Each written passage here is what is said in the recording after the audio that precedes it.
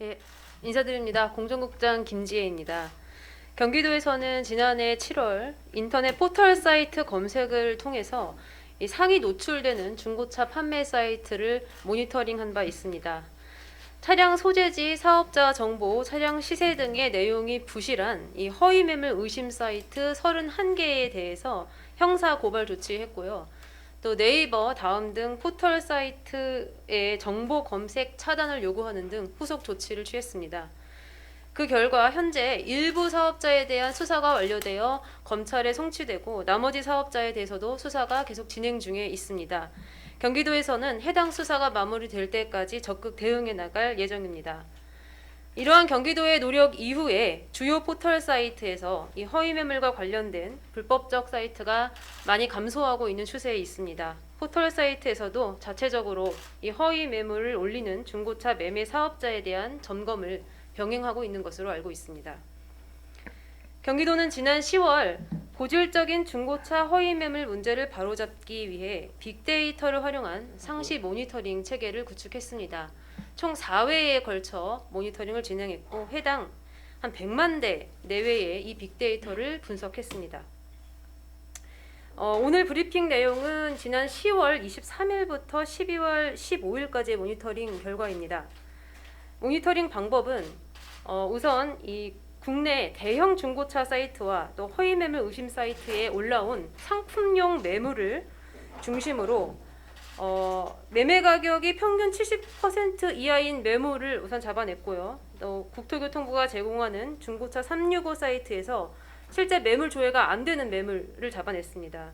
연식, 주행, 거리 등 차량 정보 불일치 매물과 또 판매자 정보에 있어서 휴폐업이 의심되는 사업자 정보가 있는 그런 매물도 잡아냈습니다. 그 이후에 행정정보 등을 활용해서 검증을 하는 방식으로 진행을 했는데요. 이렇게 조사한 결과 우선 차량의 연식이나 또 판매 가격, 사고 내역 이런 부분을 잘못 표시한 이제 그런 매물을 미끼 매물로 규정을 했고요. 총 19개 사업자 35개 매물에 대해서 시정을 요구하고 경고 조치를 하였습니다. 그리고 또 관할 지역이 다른 6개 사이트의 17개 매물에 대해서는 관할 지자체에 이관 조치를 하였습니다. 이제 가장 문제가 심각한 것은 바로 이 허위 매물이라고 볼 수가 있는데요. 사례를 들어서 설명을 드리자면 이 사례 1에 있는 BMW 차량 같은 경우에 사이트에는 가격 2,100만 원, 주행거리 231km, 연식 2019년 8월로 표시가 되어 있지만 실제 확인해 보면 가격이 3,700만 원, 주행거리 62,000km, 연식은 2016년식입니다. 그리고 가장 중요한 것은 이미 2020년 4월에 명의 이전이 완료되어 있는 차량이었습니다. 사례 2를 보시면 같은 사이트처럼 보이지만 사실은 다른 사이트고요.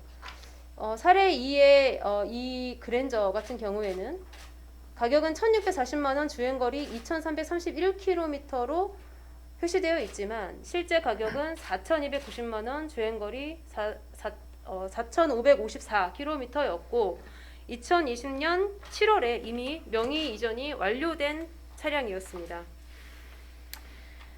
이런 방식으로 적발된 이 9개 사이트 22개의 매물에 대해서는 형사 고발을 진행할 예정입니다. 그 외에도 대형 중고차 사이트에 이제 진성 매물은 등록되어 있지만 사업자 정보가 휴폐업 등으로 일치하지 않거나 그런 부분에 대해서는 사업자 정보 삭제 등 개선을 요청하였습니다. 경기도에서는 2021년도에도 중고차 허위 매물에 대한 상시 모니터링을 계속해 나갈 예정이고 중고차 소비자 상담 전화를 운영해서 중고차 거래로 인한 소비자 피해를 적극적으로 구제할 방침입니다. 그래서 소비자 피해를 번번이 일으키는 그런 매매 사업자에 대해서는 집중적인 점검을 진행하도록 하겠습니다. 최근 중고차 시장의 대기업 참여와 관련하여 많은 논란이 있는 상황입니다. 아직까지 결정이 나지 않았지만 이럴 때일수록 이 중고차 시장이 소비자의 신뢰를 잃어버리지 않도록 더 많은 노력이 필요할 때입니다. 다시 한번 중고차 매매 사업자, 매매 조합, 또 관계 행정기관의 적극적인 협조를 당부드립니다. 감사합니다.